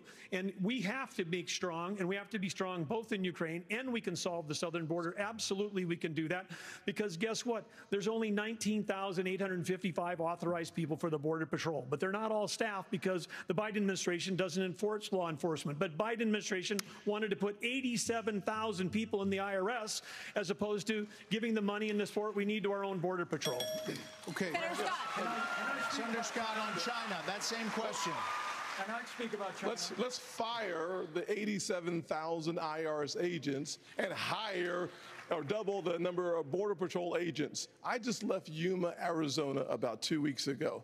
The most pressing need of the American people from a national security standpoint is our southern border. It has led to the death of 70,000 Americans because of fentanyl, plus 6 million illegal crossings since President Biden has taken office, and 200 people on our national security watch list have been caught at our border. How many have not been caught at our southern border? If we just spend $10 billion, we could finish the wall.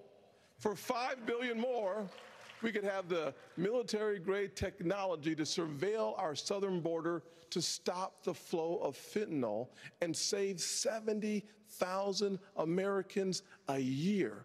That should be the priority of this government. And as the next president of the United States, I will make that border wall complete. There are many more questions on China. I do want to ask about. I want to say I couldn't agree more. It's not just the 70,000 from fentanyl. We've lost 200,000 people to overdoses since Biden took office. That's 300 people a day. We're taking mass casualties, and that's a statistic, but these are sons and daughters, nieces and nephews that we're losing. We've got North Dakota troops down there flying night helicopter missions from San Diego to the Gulf Coast, trying to stop these transnational criminal organizations. They've got better funding on their side than we've got on our side. Speaking of which, Governor Hutchinson, images from earlier this month, Governor Hutchinson, with Mexico, Vice President Pence, policy. Images from earlier this month. Vice President Pence, it really doesn't help. I'm asking a question. Earlier this month, images showed suspected cartel members crossing into Texas with rifles. Do you consider this an invasion? Would you authorize lethal force along that border? There would be lethal force used by the Border Patrol, law enforcement as needed to protect the border. Absolutely. When you look at the military has to be used for intelligence gathering purposes. This is not unusual.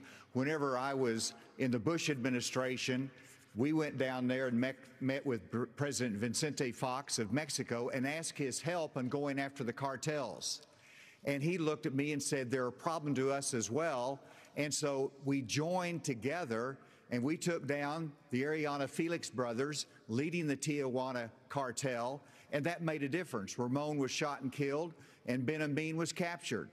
Cooperation makes a difference. We cannot be successful going against the cartel unless we bring in Mexico as a partner. We have to use economic pressure to accomplish that. President Obrador has not been helpful, and we have to use economic pressure that this administration is not using. The rule of law has to matter on both sides of it. Okay. This is critical. I've done it. We know what needs to be done. The military has to be limited in its use. When after 9/11, we had the global war on terror, and guess what? We protected the border at the same time. You can do both. Okay, let's go to Governor DeSantis. So, as president, would you support sending U.S. Special Forces over the border into Mexico to take out fentanyl labs, to take out drug cartel operations? Would you support that kind of American military use? Yes, and I will do it on day one. Here's the thing. The cartels are killing tens of thousands of our fellow citizens. You want to talk about a country in decline? You have the cartels controlling a lot of part of your southern border. We have to reestablish the rule of law, and we have to defend our people. The President of the United States has got to use all available powers as Commander-in-Chief to protect our country and to protect the people. So when they're coming across, yes, we're going to use lethal force. Yes, we reserve the right to operate. How many more tens of thousands are we going to let to die? I am sick. I've met angel moms throughout this country. I met a lady in Texas named Tracy, and her son took one Percocet that was laced with fentanyl, immediately died.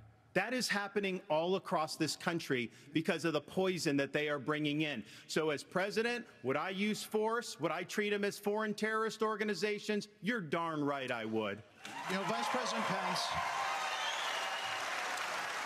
Pence, why would you be better at this issue than Governor DeSantis? Governor DeSantis on the campaign trail refers to your administration as not finishing the wall. Right.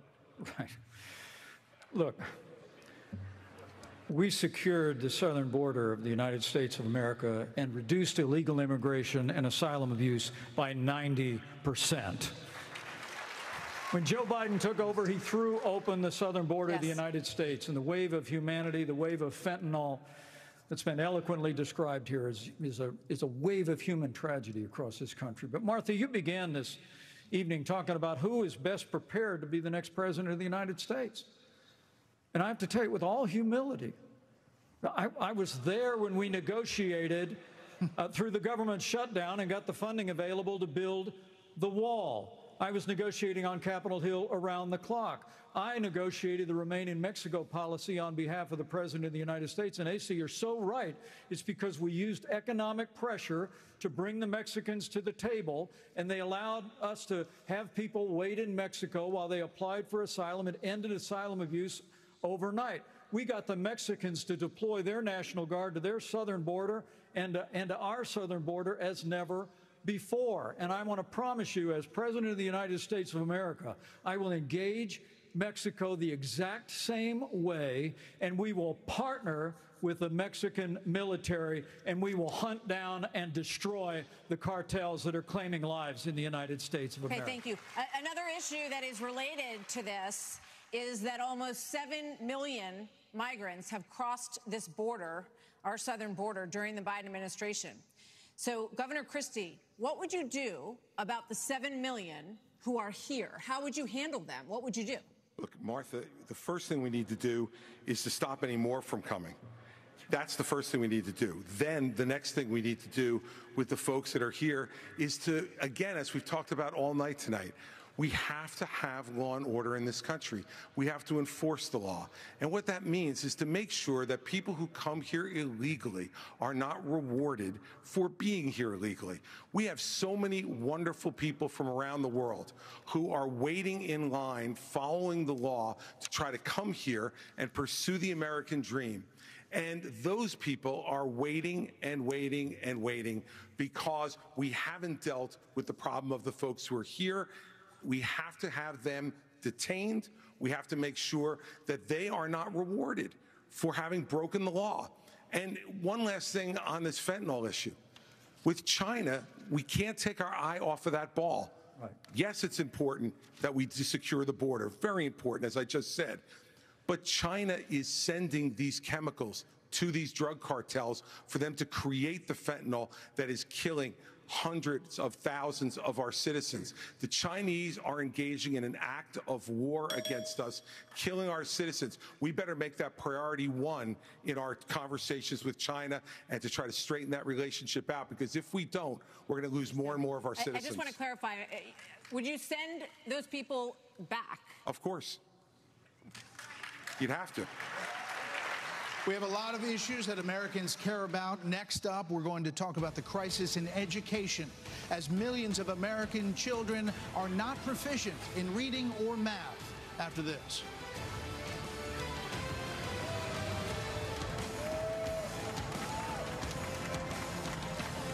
Do you trust our government and where the economy is heading?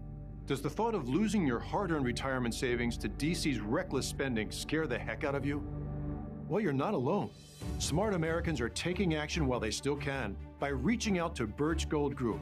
For over 20 years, Birch Gold has helped concerned Americans protect their futures by moving part of an existing IRA or 401k into a physical gold IRA.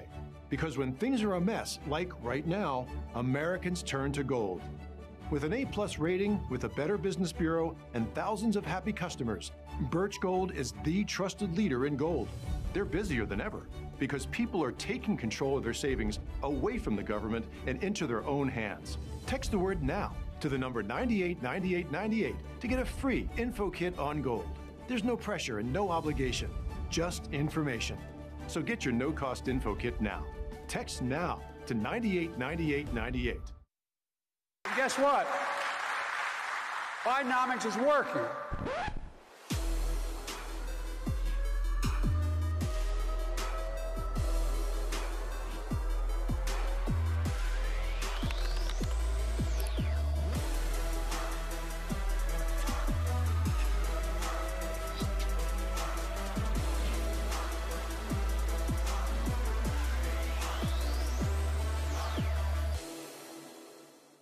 Rumble has to be a place that welcomes everybody, where you'll feel free to be who you are, where you respect another person's freedom in exchange for your own freedom for being respected. I believe that ultimately and fundamentally, we can do this together without top-down authority, that we can regulate democratically our own community. You can be you, I can be me, without judgment, beyond acceptance, love, and enthusiasm for the billions of ways that it's possible to be a human being.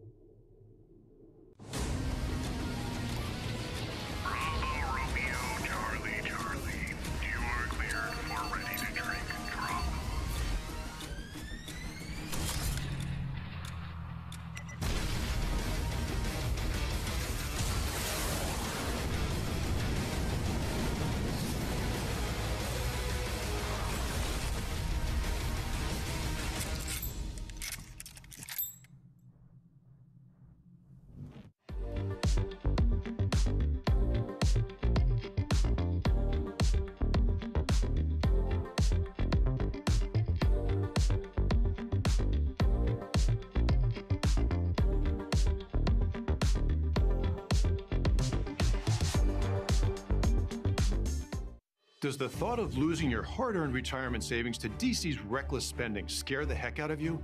Smart Americans are taking action by texting the word NOW to 989898 for a free info kit on gold from Birch Gold Group. For 20 years, Birch Gold has helped concerned Americans protect their future by moving part of an existing IRA or 401k into a physical gold IRA. Text NOW to 989898 now for a free info kit.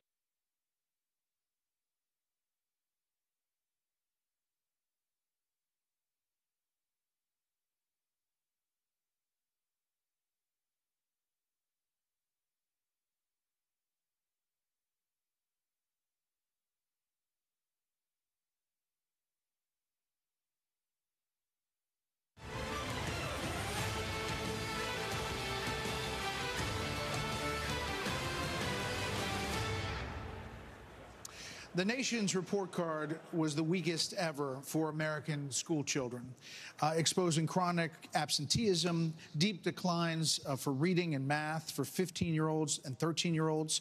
Governor DeSantis, you would eliminate, you said, the Department of Education. But as president, would you still have a responsibility to fix this crisis as we see it? Absolutely. The decline in education is one of the major reasons why our country is in decline. We need education in this country, not indoctrination in this country.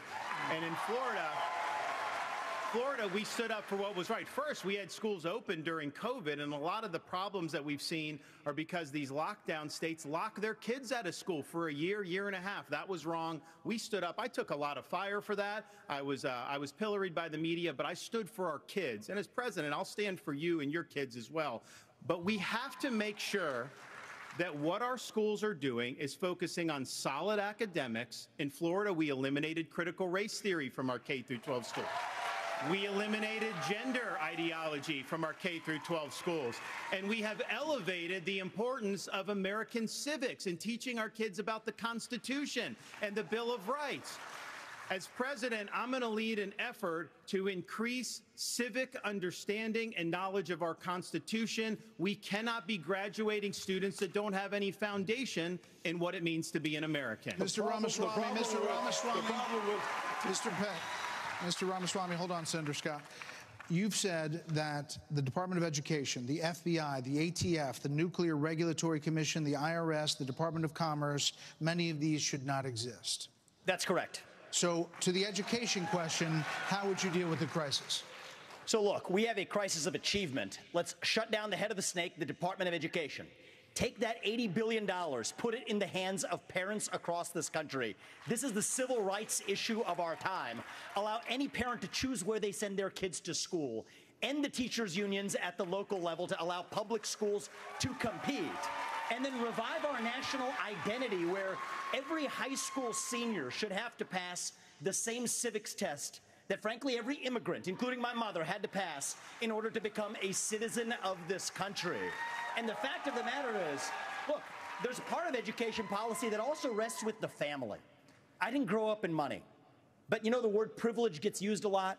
Well, you know what? I did have the ultimate privilege of two parents in the house with a focus on educational achievement. And I want every kid to enjoy that. So part of the problem is we also have a federal government that pays single women more not to have a man in the house than to have a man in the house, contributing to an epidemic of fatherlessness. And I think that goes hand in glove with the education crisis as well, because we have to remember education starts with the family, and the nuclear family is the greatest form of governance known to mankind.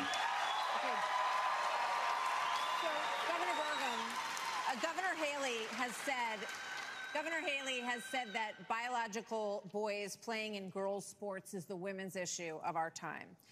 You said that even though you signed a ban on this in North Dakota, that there hadn't been one instance where it was actually needed. Are you saying that you think that too much is made of this issue? No, I'm saying in North Dakota, we made a priority of protecting women's sports, and we've done that in our state. But I would absolutely do that. But I do think when we start talking about education and we think that we're going to have a federal government one-size-fits-all, we're just completely losing track of the fact that education differs by state. Some school districts are doing a fantastic job, some less so. But the idea that every school district, state, and every teacher is somehow indoctrinating people is just false. You know, when I was building a company from scratch, you know, with small town kids, and we went, you know, grew up in a town of 300, but we built a global company in 132 countries with over 100,000 customers. We listened to those customers. We spent time with them. We talked to them. We did that. And as governor, well, education is one of the biggest part of a state budget. So as a governor, I shadow a student. The night before I find out the student finds out, I'm going to go to every class with them. I don't sit and lecture school districts how to do it. I go and see the experience. And there's a lot of things that have to change. But what needs to change in education is it's innovation. We're doing it the same way we did it 50 years ago with innovation, not regulation. I would get rid of the Department of Education. I would give block grants to schools, but I'd give them on merit based on who's doing the most innovative. I just got done holding the 7th annual Governor's Conference on Innovation Education. You should see what the people are doing when you cut loose the red tape, get the burden off their back. They care. Teachers in this country, the vast majority of them care about those kids. They're working in low-paying jobs, and they're fighting for those kids and their families. Governor Haley, you said that this was the women's issue of our time.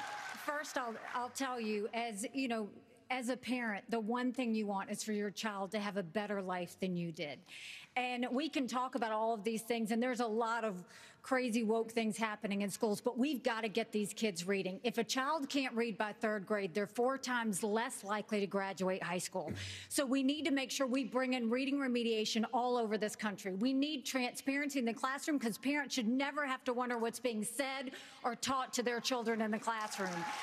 Parents need to be deciding which schools their kids go to because they know best. And let's put vocational classes back into the high schools. Let's teach our kids to build things again. When we do that and we allow that innovation, that's when it'll get back. And yes, I will always say I'm going to fight for girls all day long because strong girls become strong women become strong leaders, and biological boys don't belong in the locker rooms of any of our girls. Another point on education. We're going to start the lightning round, and the first question is going to go to you, Vice President. So this is a lightning round of questions, 30-second answers, please. President Biden will be 82 years old on Inauguration Day. Nearly 70% of Americans say that he is too old to serve. Should presidents have to pass a mental and physical test in order to serve, Vice President Pence? Well, it might be a good idea to have everybody in Washington, D.C. pass a mental and test. But 30 seconds, no. The American people can make those judgments. But let me say, I'm running for president of the United States because we don't need a president who's too old, and we don't need a president who's too young. We need a president who's been there. We need a president who knows how Congress works, how the White House works, how states work. And on this education issue, Martha, I was fighting against No Child Left Behind when Republicans were doubling the Department of Education. I'll also shut down the Federal Department of Education. And when I was governor, we doubled the size of the largest school choice program in America. And we'll give school choice to every family in America when I'm in the White House. This is a lightning round, Mr. Ramaswamy. I think you were mentioned there. You're 38. You're the youngest on the stage. You've said, and you just said, you want a civics test or public service for those under 25 to be able to vote. So the question is, do you want a mental acuity test for presidents over 75? I believe in the people of this country to tell the difference between somebody who's an automaton and somebody who's actually a thinking agent in the White House, which we don't have in there today. And I will tell you, I want to address Vice President Pence's comment. I think we do need somebody of a different generation to lead this nation forward. Look at the way I've run this campaign. Going to the south side of Chicago, to Kensington, in the middle of Philadelphia, where traditional Republican candidates don't go. We have an opportunity to build a multi-ethnic working class majority to deliver a landslide. And I think I'm the only candidate in this race, young or old, black or white, to bring all of those voters along to deliver a Reagan 1980 revolution. We're going to do it in 2024. Same question to you, Governor. In a presidential election until 2020. I will answer that. I will answer that. 30 seconds. 30-second quick answer. You guys need to get control of this debate. Everybody's going to get a chance. Listen, we're getting control of the debate. This is a lightning round, not rolling thunder. Governor Hutchinson, you have 30 seconds on the same question.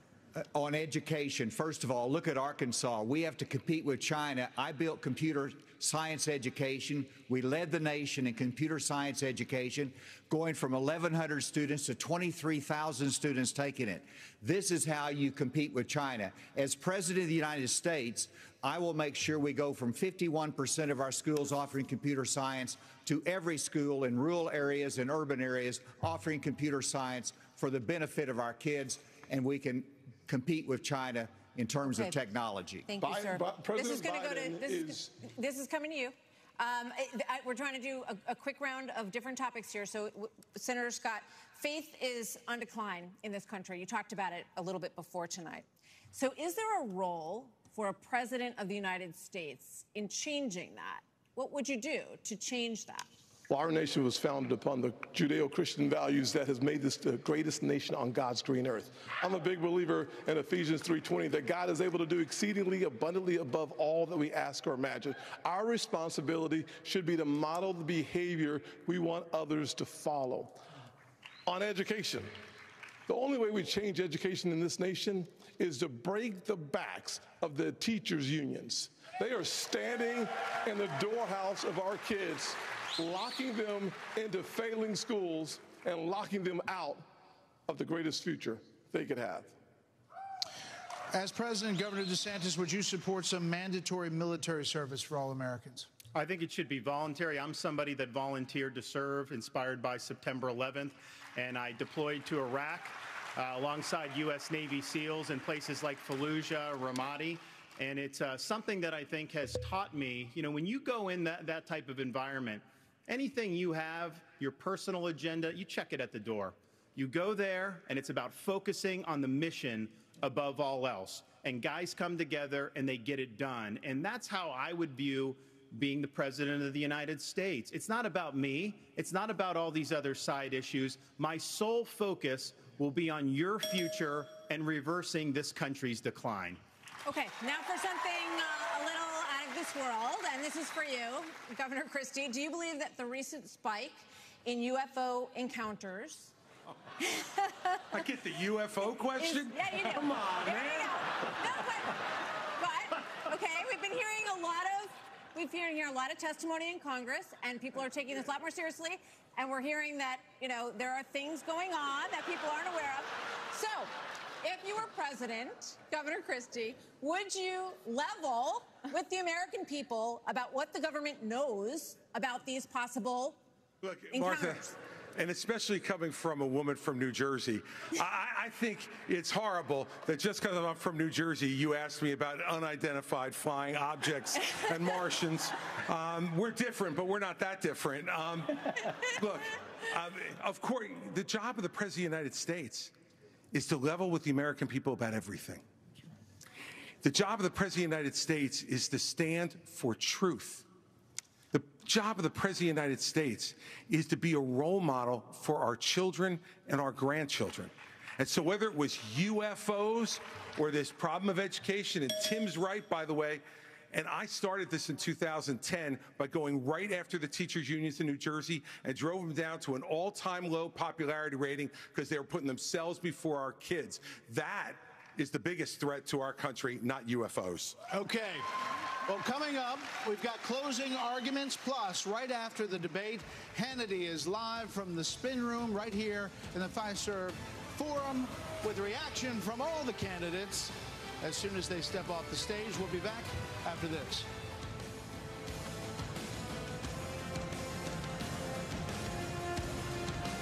Do you trust our government and where the economy is heading? Does the thought of losing your hard-earned retirement savings to DC's reckless spending scare the heck out of you? Well, you're not alone. Smart Americans are taking action while they still can by reaching out to Birch Gold Group. For over 20 years, Birch Gold has helped concerned Americans protect their futures by moving part of an existing IRA or 401k into a physical gold IRA. Because when things are a mess, like right now, Americans turn to gold. With an A+ rating, with a Better Business Bureau, and thousands of happy customers, Birch Gold is the trusted leader in gold. They're busier than ever because people are taking control of their savings away from the government and into their own hands. Text the word NOW to the number 989898 to get a free info kit on gold. There's no pressure and no obligation, just information. So get your no-cost info kit now. Text NOW to 989898. How are we looking up there, Sergeant Best? On target, on time, boys! Fire forward, back!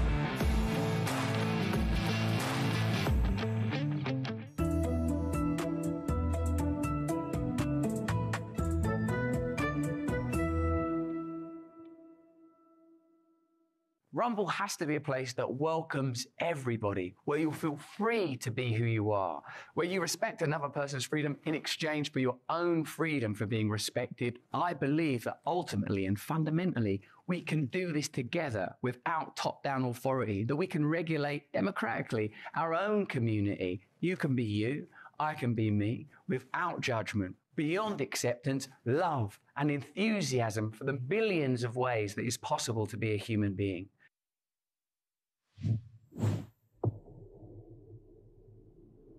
When things go sideways, will you be prepared? Hey, it's Cade Courtley, former Navy SEAL platoon commander. I want to introduce you to the Patriot Power Generator 2000X. Use the endless free power of the sun to power lights, your TV, medical equipment, even run your fridge. And that's without gas, fumes, or noise. Go to 4patriots.com. You'll get a solar panel included free. This is about peace of mind. Get your solar generator and free panel at 4patriots.com.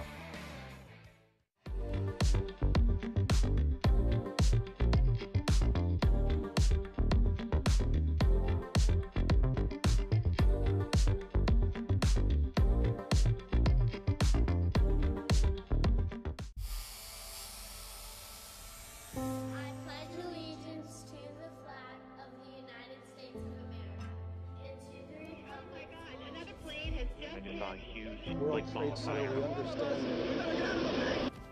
One nation under God, indivisible, with liberty and justice for all.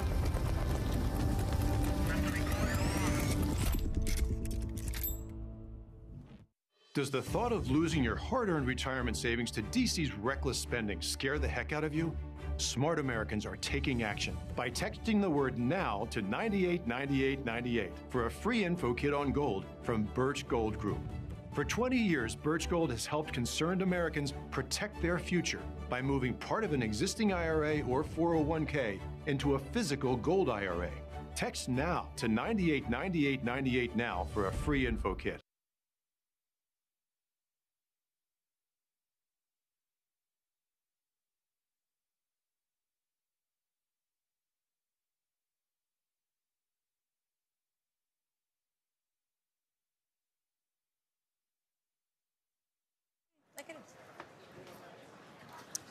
A live look at the Reagan Library as the sun sets in Simi Valley, California. We'll see you there next month when our colleagues at Fox Business host the next 2024 showdown. Fox Business is partnering with Univision, the Reagan Foundation, and Rumble to bring you the second Republican presidential debate on September 27th. It looks pretty nice there. 20 years ago, 70% of American adults said they were extremely proud to be an American. That number has now plummeted to just 39%. In his pitch to get to the Oval Office, President Reagan called America the shining city on a hill, a beacon of hope and optimism. So in your closing statement tonight, please tell American voters why you are the person who can inspire this nation to a better day. These are 45 seconds, and we begin with Governor Burgum. I understand why America's hurting. Biden's inflation is choking us. I grew up in a small town. My dad died when I was a freshman in high school. My mom, widow of 3, went back to work. Every job I had growing up was one where I took a shower at the end of the day, not at the beginning of the day. Our cities are less safe because of the fentanyl pouring into this country. Our economy is being crushed by Biden's energy policies, which are raising the cost of every product you buy, not just the gasoline at the pump. One thing that I'll do as president, I'll secure the border. I'll get this economy sprinting, not crawling like it is right now. And I would say that other thing is for sure, when I'm on a horseback in the Badlands of North Dakota, it looks like the horizon is just limitless. And when you can almost see beyond that horizon, you can see that this great country, our future is unlimited. But we've got to focus on innovation, not regulation. We've got to cut the red tape. We've got to drive ourselves forward. The way we win the Cold War with China is by growing our economy and through innovation. And as president, I will bring out the best of America. I will improve every American life. Well, we hope you're back on your horse soon, Governor. Governor Hutchinson? Our nation is in trouble. And it's in trouble because of failed leadership. And the solution is not 4 more years of Joseph Biden. The solution is not 4 more years of Donald Trump. The solution is new leadership that can bring bold ideas to America and to bring out the best of America. A president's #1 responsibility is to bring out the best of our people. That's what Ronald Reagan did. And he did it with optimism and hope for our country, with a consistent conservatism. That's exactly what I bring. As president, I'll bring out the best of America in terms of individual responsibility, building our economy, in terms of securing our border, enforcing the rule of law. I'll bring out the best of America in terms of our national character, our faith, and our hope for the future. Join in this fight, asa2024.com. Thank you. Senator Scott. Thank you. I was a disillusioned young man growing up in a single-parent household mired in poverty. I wondered if the American dream was real for a kid like me. I can stand before you today and say the dream is alive, it is well, and it is healthy. I had the good fortune of a mom who worked 16-hour days, making sure we have food on our tables. She taught me that if you're able-bodied in America, you work. If you take out a loan, you pay it back. If you commit a violent crime, you go to jail. And if God made you a man, you play sports against men. I'm Tim Scott. I'm asking you for your vote, and if you're in Iowa, I'm asking you to caucus for me. You can go to votetimscott.com for more information or to make a contribution. Governor Christie. Thank you, Brett. Thank you, Martha. Look, everybody on this stage wants to be the next president of the United States. And the only way that's going to happen is if we beat Joe Biden. I'm the only one on this stage who's ever beaten a Democratic incumbent in an election. I did it in a deep blue state, being outspent 3-1. Beating a Democratic incumbent is not easy. The last Democratic incumbent president who was defeated was Jimmy Carter. And he was defeated by a conservative governor from a blue state who knew how to get results, who stood for the truth, who cared about accountability, and stood strong and hard against waste. Those are the very things that I did in my 8 years as governor of New Jersey, and it's exactly what I'll do as president of the United States. Believe me, the Democrats want some other nominee who's never beaten a Democratic incumbent. I'm the one who can win this race, and if you give me the chance, I will restore our country by winning it. Thank you. Governor Haley. Several weeks ago, I dropped my husband, Michael, a combat veteran from Afghanistan, off at 4 a.m. for another year-long deployment. I watched him and 230 soldiers pick up their 2 duffel bags of belongings to go to a country they had never been, all in the name of protecting America. If they are willing to protect us from there, we should be willing to fight for America here. I will beat Joe Biden, and he knows that.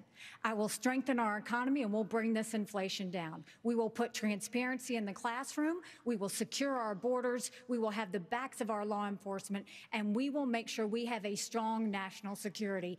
And once again, we will make sure we have an America that is strong and proud. We have a country to save. Join us. Go to NikkiHaley.com, and let's get it done.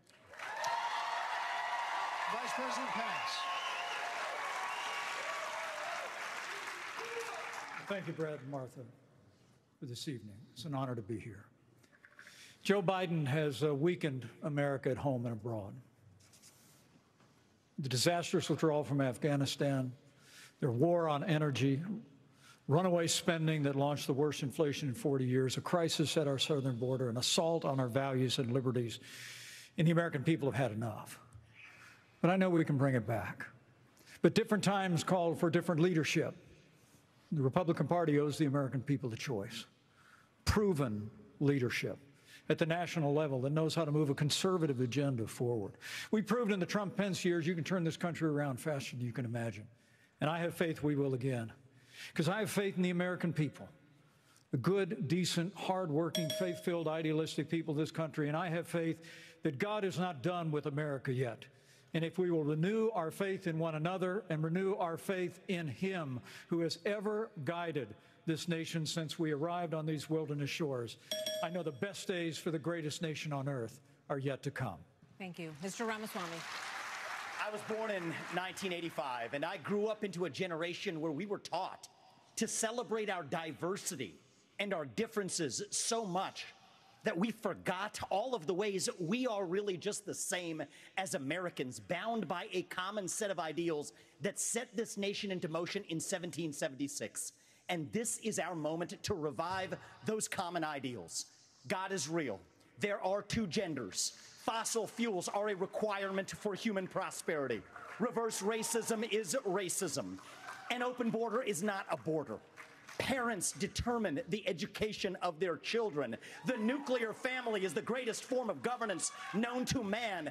Capitalism lifts us up from poverty. There are 3 branches of government, not 4. And the U.S. Constitution, it is the strongest guarantor of freedom in human history. That is what won us the American Revolution.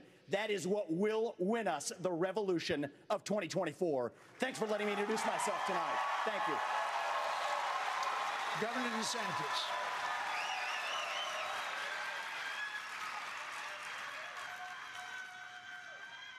Governor? This is our time for choosing. We will send Joe Biden back to his basement, and we will reverse the decline of this country. I'm a blue-collar kid. I work minimum wage jobs to be able to make ends meet. I understand the importance of the American dream, and I know how that's slipped away from so many millions of Americans. We'll restore it. I'm a veteran who served in Iraq. I know what it means to put service above self. I'm also a dad and a husband to 6'5" and 3-year-old. I understand the importance of protecting parents' rights and the well-being of our children. In Florida, we showed it could be done. I made promises, and I delivered on all of those promises. 2024 is make or break. We're not getting a mulligan, no excuses. I will get the job done, and as your president, I will not let you down. God bless you all. Well, we want to say thank you. Thank you to all the candidates on the stage tonight, and thank you to Milwaukee. Thank you, everybody. We will see you on the campaign trail, from debates to primaries to the general election and the conventions before that. Thanks for joining us. Sean Hannity from the Spin Room starts right now. Take it away, Sean. Take it away, Sean. All right. Well, thank you both. By the way, great job, Martha and...